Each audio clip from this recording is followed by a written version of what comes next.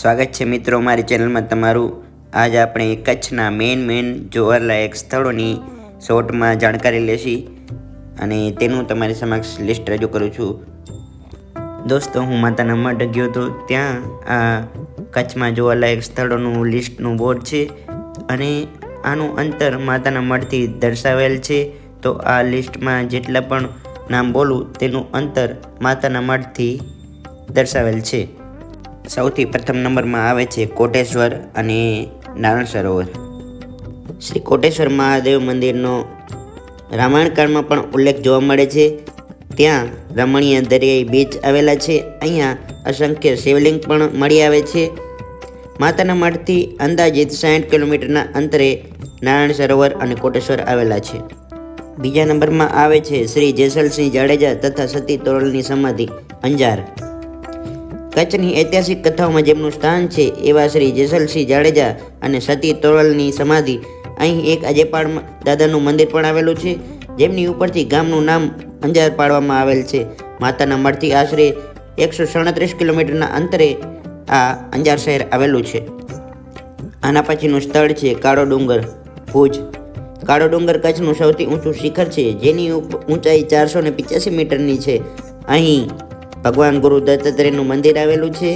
અંદાજિત 140 કિલોમીટરના અંતરે માતાના મઢથી કાળો ડુંગર ભુજ આવેલા છે। કાળા ડુંગર બાદ ભુજમાં જ સ્વામિનારાયણ મંદિર પણ દાર્શનિક સ્થળ છે કચ્છનું મોટામાં મોટું, ત્યાં પણ તમે જઈ શકો છો। ત્યારબાદ આવે છે માંડવી તોરલ બીચ અને વિજય વિલાસ પેલેસ માંડવી તાલુકો। ખૂબ જ લોકપ્રિય એવું માંડવી ખાતે આવેલ બીચ બહુ જ રમણીય છે અને વિજય વિલાસ પેલેસનું બાંધકામ ઈસવીસન 1927માં જયપુરના કારીગરો દ્વારા કરવામાં આવ્યું હતું। તેના સ્થાપત્યમાં રાજપૂત શૈલીની ઝલક જોવા મળે છે અને માતાના મઢથી આશરે 122 કિલોમીટરના અંતરે તે આવેલ છે। આના પછી આવે છે મોઢેરજામ મોઢકુબા માંડવી। મોઢ જાડેજાના ઈષ્ટદેવ મોઢેર જખને કૃષ્ણાવતાર પણ કહેવાય છે। દર વર્ષે શ્રાવણ વદ સાતમ અને આઠમના મેળો પણ ત્યાં ભરાય છે અને મોઢેરજામ મોઢપીર તરીકે પણ ઓળખાય છે। આના પછી આવે છે સુથરી જૈન મહાતીર્થ તાલુકો અબડાસા। અહીં ભગવાન શંખેશ્વર પાર્શ્વનાથ જૈન દેરાસર આવેલ છે। મંદિરનું બાંધકામ અને કલાકૃતિ બહુ જ ભવ્ય અને રમણીય છે અને માતાના મઢથી આશરે તે 77 કિલોમીટરના અંતરે છે। એના પછીનું સ્થળ છે શ્રી અબડા અડભંગ તથા સતી સુમરી દાદી તાલુકો અબડાસા। અહીં 140 સુમરીઓની રક્ષા કાજે 72 દિવસનું ધર્મયુદ્ધ લડતા શ્રી વીર અબડા અડભંગ તથા સતી સુમરી દાદીની સમાધિ આવેલી છે, જે માતાના મઢથી આશરે 57 કિલોમીટરના અંતરે આવેલ છે। આના પછીનું સ્થળ છે જૈન પંચતીર્થ નલિયા તાલુકો અબડાસા। અહીં શ્રી ચંદ્રપ્રભ ભગવાનનું દેરાસર આવેલું છે। મંદિરનું બાંધકામ કલાકૃતિ પૂર્ણ છે। શ્વેતાંબર જૈન મૂર્તિપૂજક સંઘ દ્વારા બનાવેલ છે। આ તીર્થ અંદાજિત માતાના મઢથી આશરે 50 કિલોમીટર જેવું છે। ત્યારબાદ આવે છે બોતેર જિનાલય કોડાઈ તાલુકો માંડવી। બોતેર જિનાલય એક સુપ્રસિદ્ધ જૈન તીર્થ। આ તીર્થ સ્થાન કોડાઈ માંડવી તાલુકામાં આવેલ છે। માતાના મઢથી 105 કિલોમીટરના અંતરે આવેલ છે। ત્યાર પછી આવે છે સ્વામિનારાયણ મંદિર ભુજ। ભવ્ય અને નરનમ્ય કલાકૃતિપૂર્ણ મંદિર એટલે કે સ્વામિનારાયણ મંદિર ભુજ 5 એકરમાં ફેલાયેલ આ મંદિરમાં આરસ પથ્થર વપરાયેલ છે। મંદિરનો અંદાજિત ખર્ચ 100 કરોડ જેટલો માનવામાં આવે છે।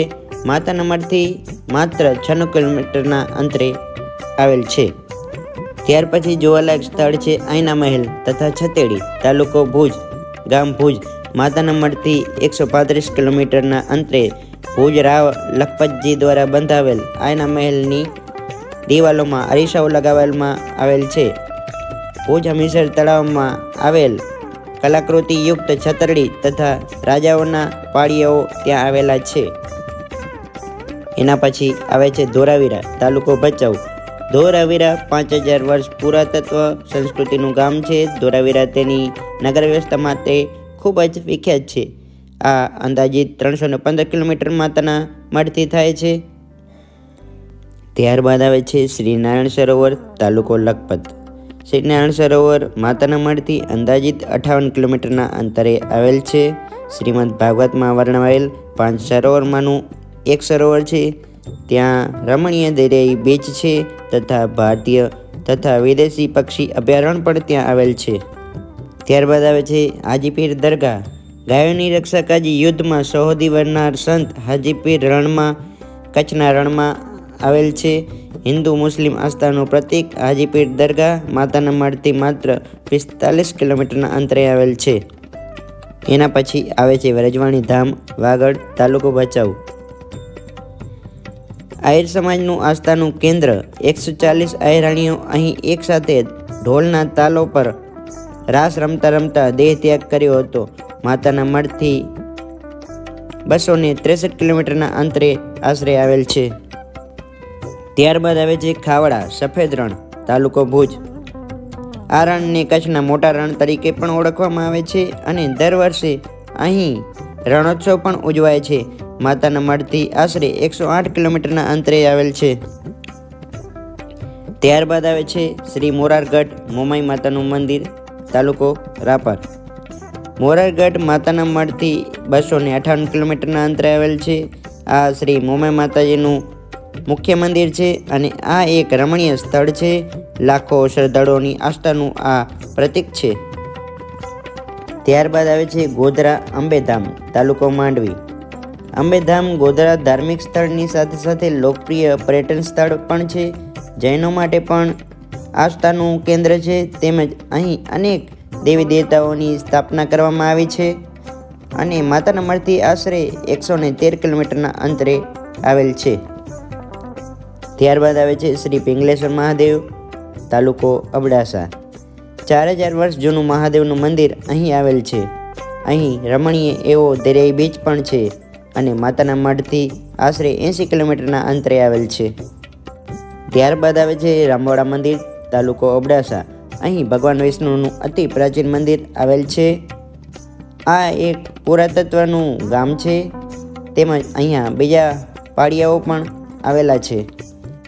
ત્યારબાદ આવે છે જૈન તીર્થ તેરા તેમજ તેરા કિલ્લો, તાલુકો અબડાસા.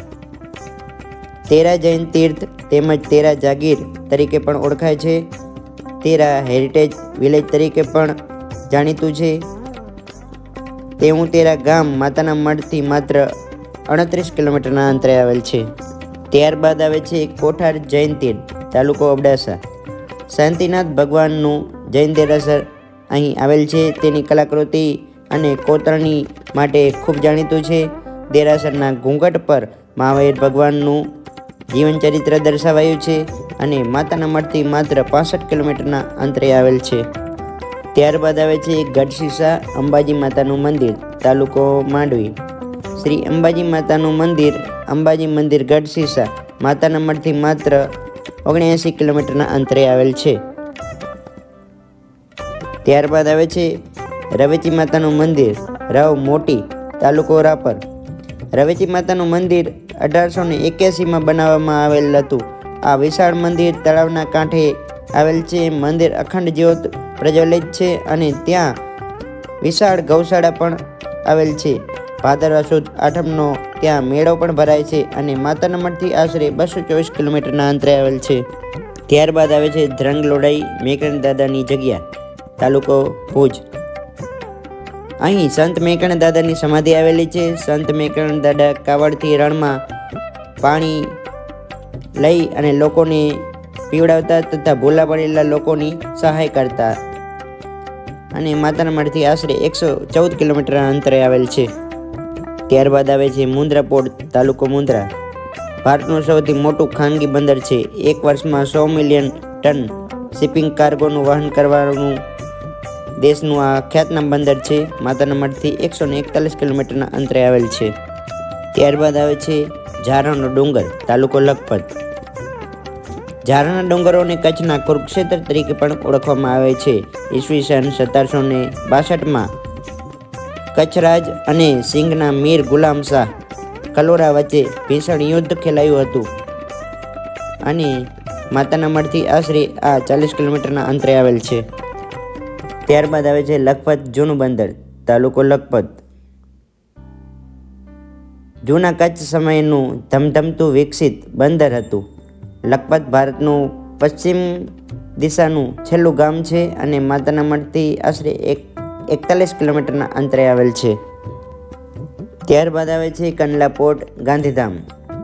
કંડલા બંદરની સ્થાપના ઈસવીસન 1950માં કરવામાં આવી હતી. પશ્ચિમ દરિયા કિનારાનું સૌથી મોટું બંદર છે.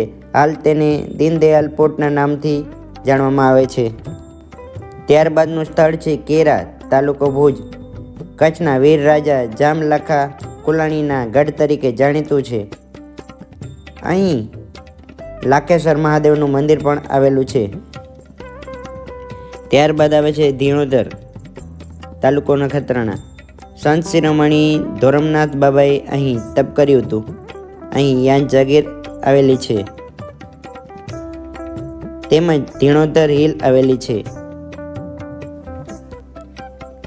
ત્યારબાદ આવે છે નાના રતડિયા, આશાપુરા શક્તિપીઠ, તાલુકો માંડવી. આઈ મા શ્રી આશાપુરાનું કચ્છનું સૌથી જૂનું સ્થાનક છે. ત્યાં સંસ્કૃતની પાઠશાળા તેમજ ગૌશાળાઓ આવેલી છે. ત્યારબાદ આવે છે જક્કો જૈન તીર્થ, તાલુકો અબડાસા. ઈસવીસન 1905માં શેઠ જીવરાજ રતનસિંહ શેઠ ભીમસિંહ રતનસિંહ દ્વારા ભગવાન મહાવીરનું ભવ્ય જૈન દેરાસર બનાવવામાં આવેલ છે તથા ભગવાન સુવિધિનાથ તથા આદિનાથનું પણ મંદિર આવેલ છે.